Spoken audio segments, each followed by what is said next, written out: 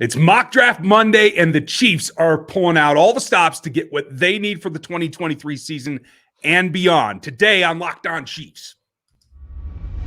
From the land of the free and the home of the Chiefs, this is the Locked On Chiefs podcast. Welcome back, friends and neighbors. I am excited. It's Mock Draft Monday, and I didn't pull the trades. We're going to discuss what Chris set up for this scenario for the Kansas City Chiefs in the 2023 NFL Draft. This is going to be fun. We appreciate you making us your first listen. If you would check out another Locked On show for your next listen, we're all part of the Locked On Podcast Network, your team every day for free on YouTube and every audio platform. Go get liked and subbed over there. Make sure you get the episode as soon as it drops. We very much do appreciate it. I'm Ryan Tracy, the founder of Rogue Analytics and Performance Consulting, home of the Athletic Matrix. You can get that now at rogueapc.com and use that code LOCKED23 to get yourself a nice discount. The draft guide is in preparation, and that is coming as well. You can also find my work at NFL 33 and RGR Football. And I'm Chris Clark from Chiefs Corner. There is a lot to talk about when you start looking at this draft and really how it played out. I actually liked a lot of what I was able to get done in this draft. It took me a couple of tries to maybe make the trades that I wanted to do to start with, but once I got it figured out, I really enjoyed it. Always a challenge, the trades, man. That's a lot of fun. We have to set this up is that we are only out functioning with what we know now, the current state of the roster as it sits here over the weekend, but just before you guys see this. So lay it on me. How'd you start? So I started a little bit different than I would have thought, but I was able to make a trade, and I was able to make a trade with the Detroit Lions to get up to 18.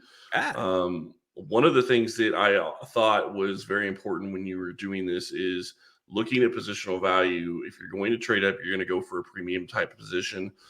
I know that they've been talking about Taylor going to left tackle. I'm not sold that was what he was. I still don't think, based on the way he said what he said during his interview, he is going to be the for sure left tackle for the Chiefs on day one. So that is the lens I was taking with this, and that is why I made this trade. Hey. I like to see that. Well done, because I have tried to be in position to select this player because I really like him. Just as smooth as Paris Johnson's workout just was at Ohio State, I still prefer Broderick in terms of the upside. So I really like what you did with the selection. I haven't been able to pull off this draft. So walk me through. What did you do? You swapped first and swapped seconds? I did. And so I moved up in the first and I moved up in the second. And yes, I did give up a second in 2024. But if you're moving up 13 spots, you're going to have to give up a third plus other picks, if not a second, to move up that far. That's just the reality of what it was. Kansas City, I think, paid a third and a fourth to move up to 21 from 29 last year. So a second round for the next year is going to be more like a third round pick, because Kansas City is likely to be picking in the 60s again in 2024. So in my mind, this gets you your left tackle of the future in Broderick Jones. It gives you a cost scenario where you are going to be paying him minimal for the next 5 years because you're going to have a 5th-year option on him. And I think that this is a great deal for them. Well, and let's be clear, too. Let's take it back to the Mahomes trade, right? The Chiefs moved from 27 to 10, 17 spots. And yes, it was further than this up into the top 10. So you get a little bit more bonus on top. But they had to give up a first round, a third round, and a 1 the next year. Mm-hmm. So you were able to get this. And I think this is a viable scenario. For the Lions, I think because they have number 6, I think this makes this within the realm of possibility. Is it likely? Yeah, I don't know. It all depends on what the Lions general managers think. But I think moving up twice and giving up a second for that is definitely worth it. The 7th, I think you got great value for. And then you were in position. I'm not sure how this first round fell overall, but was Broderick the last tackle left on the board at 18, or did you have a choice to make? So I do believe that I had a choice to make between him and Anton Harrison, and I went with Broderick. Well, yeah, I could, and I get what you're saying, and I kind of tend to agree with that a little bit as well. Here is a look at how the first round came out. So Skronsky went at 11, Paris Johnson went at 9. And then Anton Harrison went at 25. And that makes Darnell sense. Wright went to 27. Right. And that makes perfect sense. There are only 3 guys in the top tier. Skoronski is one of them. A lot of people like me, I've moved him to guard on my personal board. That's not how we're rating it, Rogue Analytics or to NFL 33. But for me personally, I am more comfortable with him at guard. So that really is a top tier of 2 at the tackle spot in Paris Johnson and Broderick Jones. As much as I like Darnell Wright, and I like him just a little bit more than Anton, they're nearly identical in grades, but I do see a little bit more smoothness and athleticism in Darnell Wright. So I have him slightly above him on my board. They are right there neck and neck, but they are clearly a step below, a tier below Broderick, Paris, and Skoronski. So I think you made the right decision. I think it's really interesting that as I've had Darnell above Anton for the last, I don't know, nearly 4 months, now teams are starting to come around to that, or more importantly, media are starting to hear from teams that are coming around to that point of view as well. Well, and Anton Harrison, according to PFF, is actually ranked higher than Broderick Jones. I don't know that I agree with that ranking, but I went with my gut, and I went with Broderick Jones in this one. I think that he could play left tackle for the Chiefs for the next 10 years.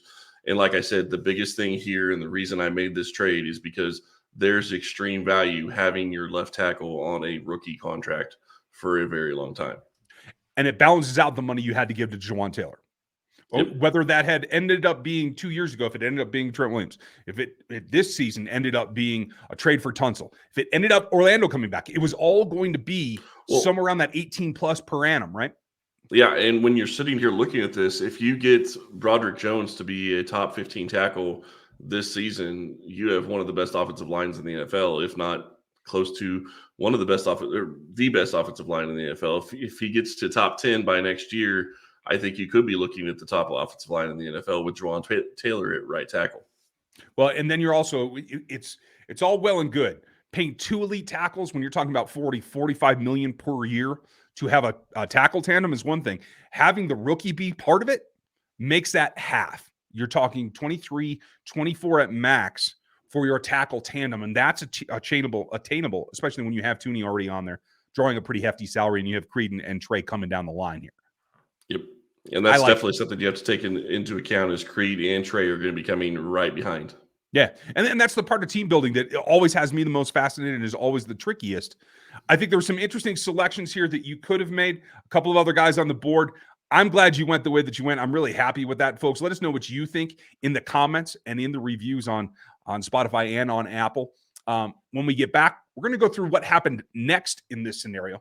And I think it's intriguing and very much a possibility. I think you did what Brett Veach likes to do. We'll get to those moves, including those trades, right after this. But right now, the heat is on in the tournament for the NCAAs, as well as, the NBA is rolling in a number of other sports. If you want to get in on the action, right now is the time with FanDuel, America's #1 sports book.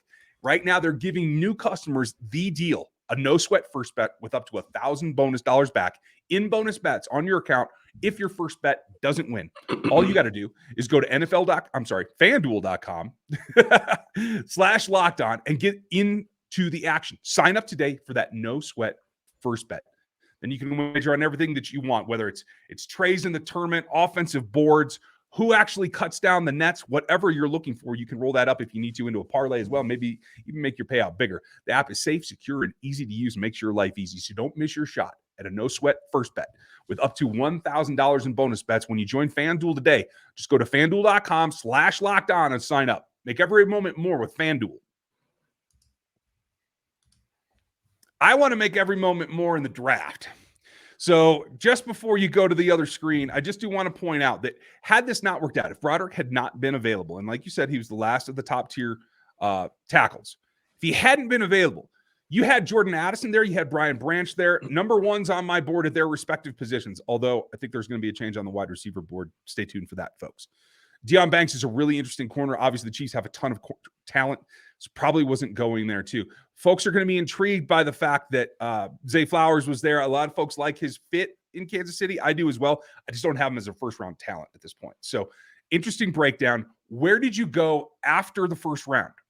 Well, I also want to say that if Broderick wouldn't have been there, I probably would have taken Anton Harrison because I still think that left tackle is a value there, and I still think that you could take him at 18 and still feel okay about it.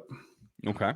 Maybe a little bit high, but yeah, left tackle is so important if you can get that position right. And he's a young kid that's going to be growing into his ability to play. So I think that also plays into it. Now, when I started looking at how I was going to build this out, remember I got the 55th pick instead of the 63rd in the trade. I thought it was important to be able to move up in the second round, because the reality is that when you're drafting at 63, you're more than likely drafting a guy that you have a third round grade on, if you're that lucky even. Could be that a lot of those guys have already gone. So getting up to 55 gives you a chance. And I was really hoping that there was going to be a guy that maybe could, slot in here as a pass rusher. And the guy I was really looking at was Felix from K-State, and I'll let you say his last name. Nduiku Ozama. Yeah, there you go. He went off the board, I think, at 53.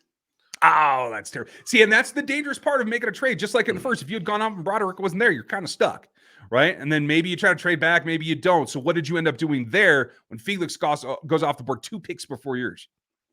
So then I'm sitting there looking at wide receivers, and the value I didn't see there wide receiver either. So I traded back with the Cowboys, 258, thinking maybe, I can get a 4th round pick and see what I can go. It's a nice move. You moved back 3 spots and got 129. That's a good value.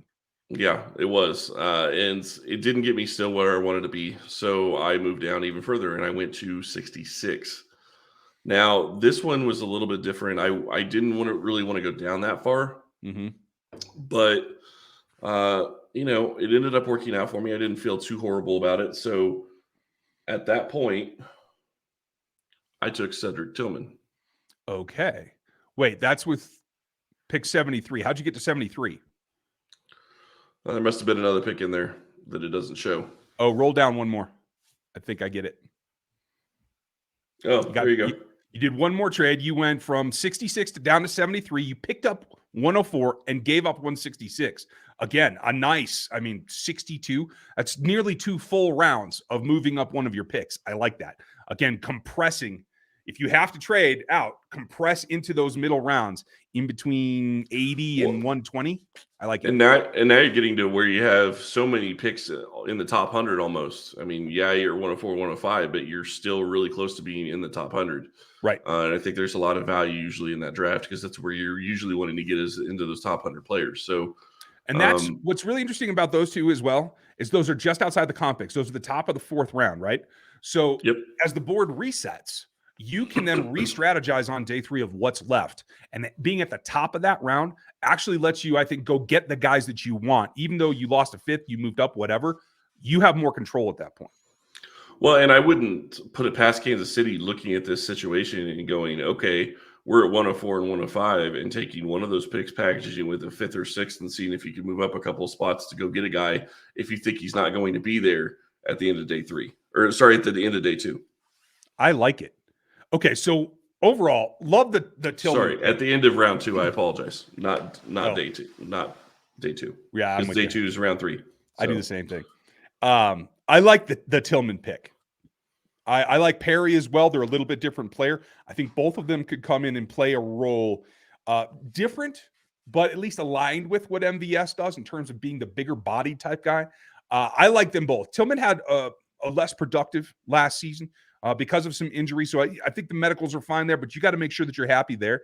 But I like either of those guys. And so you've addressed 2 of the top needs. You tried to go edge, and that didn't happen with Felix. I don't know if you had another player that maybe slipped away as well, but at least we're getting down that line. And what you've managed to do here is take 2 top 75 picks. I like that. You've moved down.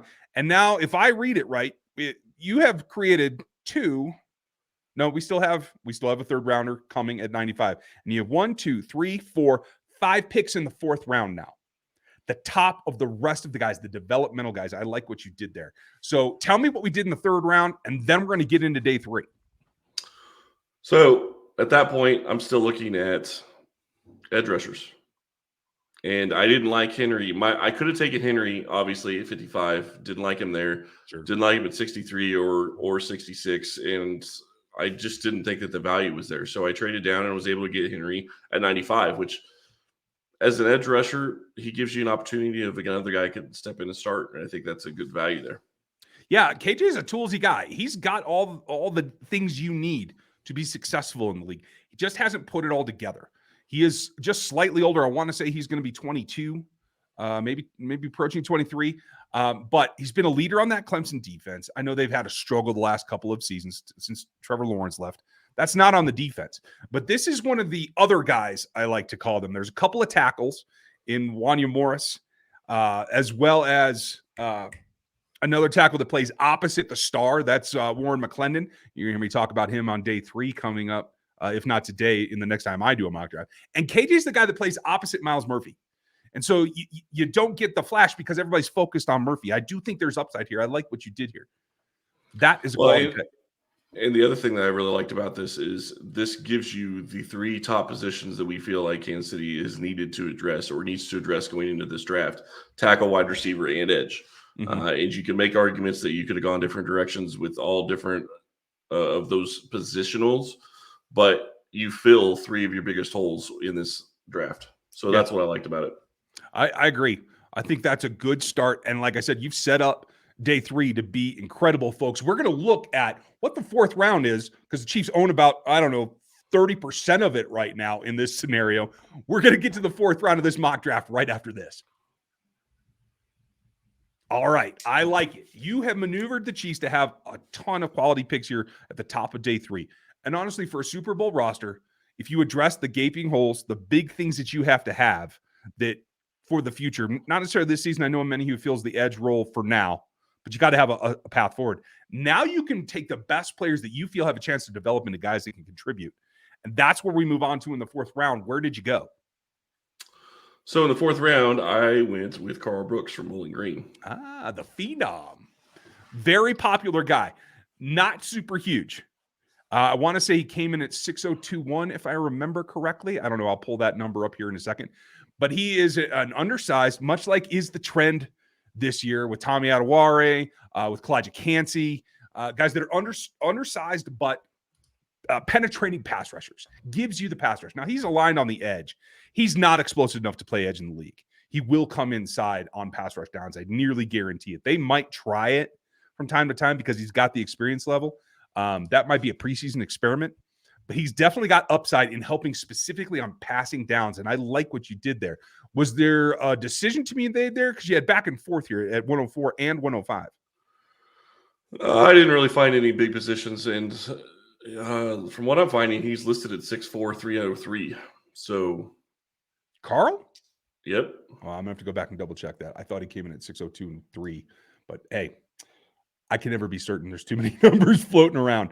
But either way, I do think he's best inside. Maybe that's something we're going to have to see. And maybe that comes down to Joe Cullen and what he can do. And that was one of the arguments, is that maybe this is a guy that you could play much like a Minihue in a lot of ways, that can crash down inside on passing downs. Or this is maybe the guy that is normally playing inside that goes outside.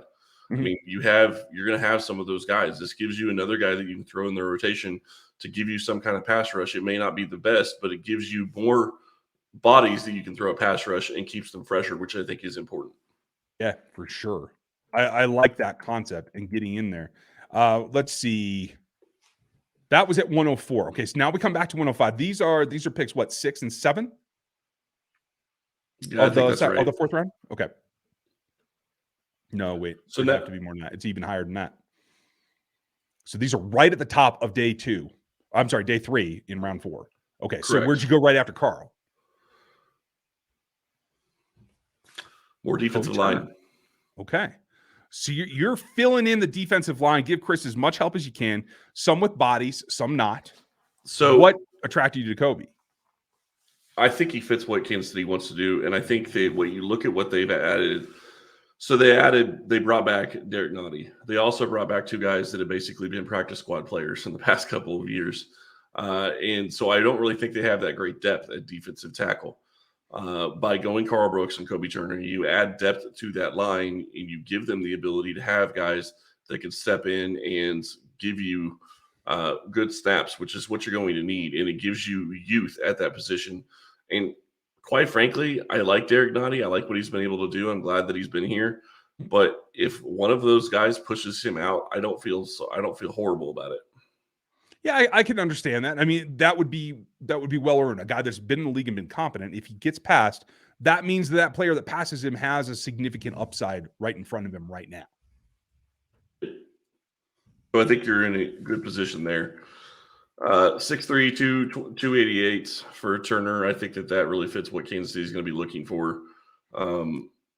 He's got the leverage. He's not so long, but he plays well inside. And I do like what he brings to it. At the end of the day, he played at a lower level. This is, I believe, ACC at the end, but I think he spent some time even below that. Reminds me in terms of the story of where Tano Passanio came from. So I do like the upside. Again, an undersized, better leveraged player to play inside, especially in the AFC West. I like what you did there. So then if we move on, we go back to Zach Kuntz. I kept looking, and I'm not going to lie. I do think that this is a position that Kansas City needs to address in the draft. And I know I took Kuntz the last time. I kept looking to try to find a tight end, really starting in the third round, just trying to see if there was somebody that I thought could be of value. And it kept coming back to they'd be going right before I showed up at a pick. So I ended up going with Kuntz again at 122. Not great value on PFF's board. They ranked him at 125. I still think that he is an intriguing prospect and can give them another young tight end. I know they just re-signed Blake Bell, but Blake Bell is a blocker. And I know you're not going to want to say this, Ryan, but a lot of people, and I also wonder, is this going to be what they're going to look at as opposed to having a fullback going with Blake Bell? Yeah, I don't want to see it happen, but it's certainly within the realm of possibility because I think what you've seen, particularly with Blake, is that they trust him on the sneaks and those short yardage situations. And honestly, they went away from using the fullback in that role last year, other than just straight dives. And there's no reason that if that's all you're going to use him for, if you're phasing it out of the offense, again, I hate to see it, but it could be the reality, and maybe that's the direction that we're going. And quite frankly, if you look at it that way, maybe they can carry 5 tight ends. I don't expect it, but maybe they could, because you're sitting there. You had 4 tight ends on the roster for a lot of the season last year, plus a fullback. If Blake Bell is going to be basically your fullback, you could possibly go 5 tight ends. Yeah, I mean, that's certainly within the realm of possibility. Now, Kuntz is an interesting guy. Obviously, he's the top tester in this class. He is enormous, 6'7". I think he came in at 701. Yep. So an eighth as well. Hey, you got to list it for everything that it is, right? Not a prolific pass catching machine. 88 catches on his career for under 10 yards per reception. It sounds like that's a great number, right? But in terms of relativity to the rest of this class, even Darnell Washington, a guy that is very similar to him, averages about 17 yards per catch. Now, Kuntz put up 7 touchdowns in his career, on par with, say, Luke Schoonemaker, on par with Leonard Taylor. Obviously, well below the Michael Mayers. Kincaid, I think I put up just as much. No, I think he's a little bit behind Mayer. But, not up at the elite in terms of that, but also feel like he's a guy that hasn't scratched the surface. So as I looked at him more, I think that you're justified in still being intrigued with him. Well, and here's what really catches my eye when you look at Kuntz. And I'm sitting here looking at his stats. 4.55 in the 40. That's not horrible. He is a little bit older. He's transferred a lot, but a wingspan of 83 inches. His catch radius is going to be huge. A vertical of 40 inches. Talk about red zone threat. Talk about what we've been wanting Jody Fortson to be. This guy could be it in that sense. Yeah, I completely agree. And like I said, folks, go check out at rogueapc.com. The Athletic Matrix is out. Kuntz is TE1 in the Matrix in terms of overall athleticism, even at that 6'7" height. Yeah, it's crazy how tall he is. So then we keep moving on. And in this scenario, you're looking at one of your guys. You want to put a 1B behind Isaiah Pacheco? This is your guy. He's been in the role before, backing up Bijan Robinson. He's powerful, and he's got really, really low mileage. What stands out to you about him? Quite frankly, I looked at this, and I kept looking for value at positions. And running back just seemed to be sitting there, and they haven't addressed it early in the draft. And I don't expect that they will this year. Maybe they look at a 4th or 5th rounder. I know they found Pacheco in the 7th. Maybe they go back to that well and try to find somebody in later rounds. But to me, you have to find another guy that could complement what you have in Pacheco. And even if you want to bring back McKinnon, you're still going to need another running back. And I don't think that's Clyde anymore. Agreed. It doesn't appear that they want to go that direction. They didn't have him active in the Super Bowl when I think he offered more than Ronald Jones, at least from a perspective of being able to catch the ball out of the backfield and do some of those types of things. And they went with Ronald Jones instead. So to me, I think that they're probably going to be looking for moving on from Clyde in this play. In this scenario, Rashawn Johnson gives you another guy that, as you said, has low mileage as a running back because he played behind Bijan Robinson. Well, let me throw a couple of stats at you because this is where I think you can really make the differentiation. Bijan is a top 10 talent in this class, just flat out. His position knocks him down for me, but a lot of teams will tell you that he's even higher than that. Top 5, some teams have him, right? But when you make the comparison, he clearly is elite and is right up there with the elite running backs of the last 5 classes in terms of avoiding, forcing missed tackles. He had over 100. That's impressive. Jahmyr Gibbs is widely considered the second best back in this class. I happen to agree with that. And honestly, folks, he reminds me of a little bit thicker Jamal Charles. There's too much there for me to see to not say that. He only forced 38. You come down the list. Devin Akane, Zach Charbonnet, both 53 forced missed tackles. Tank Bigsby right in there at 61. Kenny McIntosh at 45. What do you think Roschon has? Somewhere around 50, maybe. I don't know. He's right at 46. He's with all of the second tier in terms of nobody's Bijan. But because Bijan's shadow is so big, no one's keeping an eye on Roschon Johnson, who I think is just as good as any of the guys that back him up, except for maybe Gibbs. Well, and funny enough, I just saw a mock draft that had Gibbs going to Kansas City in the second round, which, in my opinion, has no chance of happening. But it's just the value. It'd be a nice fit, but it's just the value. Oh, man. Yep. All right. So 4 in the 4th. Agreed. I like it. Yeah. So now you're sitting here and you have filled basically edge. You filled defensive tackle. You filled wide receiver to an extent, and you filled tackle. You also added a tight end from a very strong tight end class. And another running back. So where really is left open at this point? I think that at this point, you're looking more of guys that can contribute in special roles or on special teams. Mm-hmm. So in that mind, Ivan Pace Jr. There you go. And I went this route because Kansas City needs more coverage type linebackers. And I think that he can play that role. Now, I don't have his matrix in front of me. I believe it was incomplete when last I looked, but he's a 5'11", 230 linebacker. Like, he's set up for speed, right? And I want to say that in coverage, he had a pretty good knack for getting his hand on the ball. Had a couple of picks in college, but I'm sorry, it was not. It was 3 PBUs though. And I do think that he's a guy that can play special teams where he might be able to grow into a role, especially when you have Willie Gay Jr. and Drew Tranquil on here, guys that can play pass coverage. I think there's upside there. So that makes a nice fit in the room for me. Yeah, and like I said, I mean, at this point, you're looking at mostly a roster that's pretty full. So you're looking at other ways you can fit guys in, and Kansas City is going to need a fifth linebacker. To me, this is why I went that direction. And if he can add pass coverage ability, that's going to be a bonus. So agreed. And the final pick of the draft at 178. So you've taken this team from 250 up to 178 in terms of its bottom selection. Yep. I like where you've gone. Now, I don't know who else was left, but go ahead. Because, and the reason I got rid of those picks, you and I have talked considerably, both on the show and off the show for that matter, they're not going to have that many rookies on this team.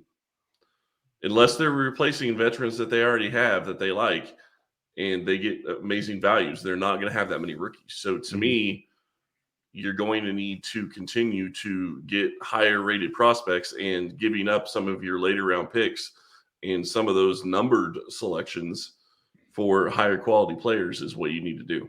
Yeah, I like it. It gives you the opportunity to get guys. Maybe you lose a little bit in total volume, right? But you're making higher quality selections for fewer spots that you can see on this roster. It makes a lot of sense to narrow your options.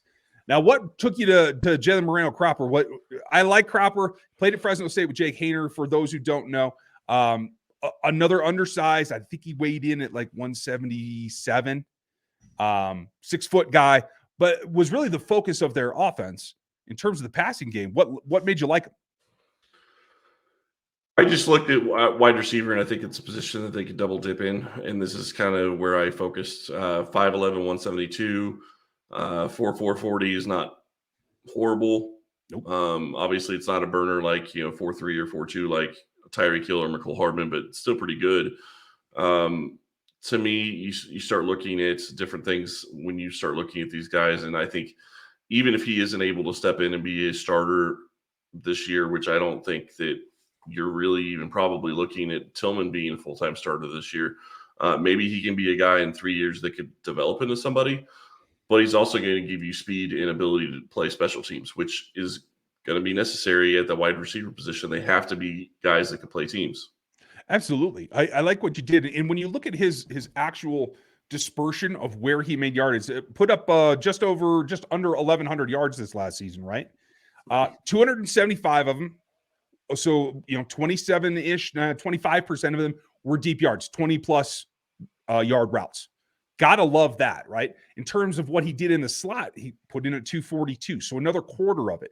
Screen yards came in at 145. So he can do a little bit of everything. Like we always talk with Andy Reid receivers, you got to be able to play all three positions. You got to be able to stretch the field and attack the field in different spots. Moreno Cropper can do that. And I'm trying to emphasize Moreno Cropper because I usually just call Jalen Cropper, and I always drop the first half of his last name, so apologies. Well, and I'm sitting here looking at different strengths and weaknesses, with different scouting reports.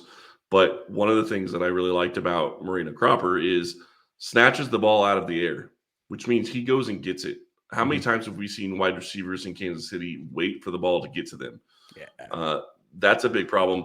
But one of his weaknesses, I think he's in a good position to be able to figure out how to do this well in Kansas City because of some guys that are already here. He needs to have a better feel for sitting down against zone coverage. I think that's something that Kansas City can help him with. I happen to agree. And I'll go a step further with you because he's got one unique trait in this class that the Chiefs have used quite a bit in the past. If you're looking to keep Kadarius outside, if you're going into this right now and maybe Tillman fills that spot like you got way up in the second round or third round, whatever it was, maybe you do, maybe you don't. But if you have Sky, Kadarius, and MVS as your top three right now, who's really doing all the work that is the change of pace type touches, right? You should be working down the field, crossers, everything you can do with those guys as receivers. Moreno Cropper and Puka Nacua from BYU, are the two guys that have the most rushing touchdowns in this class, 5 apiece. So you can hand him the ball. It's another guy that can do the jet sweep type stuff. You can attack different ways with him, and I think that just adds another variation to the offense. There you go. I think that when you look at this draft overall, I felt very good about it just because you're sitting here, you've addressed the biggest needs. Tackle, I think, is still one of the bigger needs, whether it's left or right. That's a question that you can answer. Cedric Tillman gives them an X type of wide receiver. I think that could, I don't think he's going to be a day one starter, but I don't think that, generally speaking, unless they go up and get a guy like Jackson Smith and Jigba or somebody like that who doesn't fit that X role necessarily, I don't think they're going to be day one starters in an Andy Reid offense. So Get you. You're looking at working him into the offense, and I think that he can be somebody that brings a lot of value in day two. Looking at the end of round 3 or toward the back of the middle of round 3, really. And then you get a couple of edges and interior defensive line. This is one position, and you and I talked about this at length earlier this offseason. This is a positional group, edge and defensive line in general, that Kansas City needs to remake. Yeah. This gets them going in that right direction. And I do see this as much like the corners were last year. If you throw a bunch of darts, guys that you like a trait or two, like they did with Jalen Watson, 7th round pick that you liked a trait and he was able to round out through coaching. This is something where you could see the defensive line kind of mushroom like the corner group did last year and really bolster up the foundation of that unit underneath Chris Jones.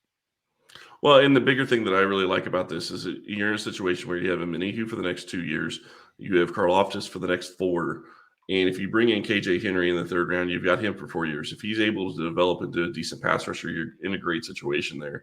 And then you still have Mike Dana, who is going to be a free agent, I think, after 2023. So something to look at there. But you've got 3 edges that you feel pretty comfortable with. You still maybe don't necessarily have a speed edge type that you would want to get, but you're in a pretty good position, which Kansas City hasn't been in a great position with their edges for a long time. Yeah, it's all an investment. It's just when you choose to pull the trigger on that investment. So let us know what you think. How do you like this draft, this scenario, as it's shaping in here late March? We're talking a month from now. We're talking about the draft pulling off. Is this a scenario you think survives? We'd love to know your opinion in the comments here on YouTube, in the reviews on Spotify and Apple. It's been fun. I love Mock Draft Monday, and I love being able to talk about guys that I didn't have to select. So cheers. I'm sure you enjoyed that, and I know you liked Broderick Jones in the first. Thank you all for listening today. Be sure to check us out. We will be back 5 days a week, so we will be back tomorrow to talk more about this Chiefs team and catch you up on anything that's been going on over the past couple of days. Have a good one. We'll talk to you.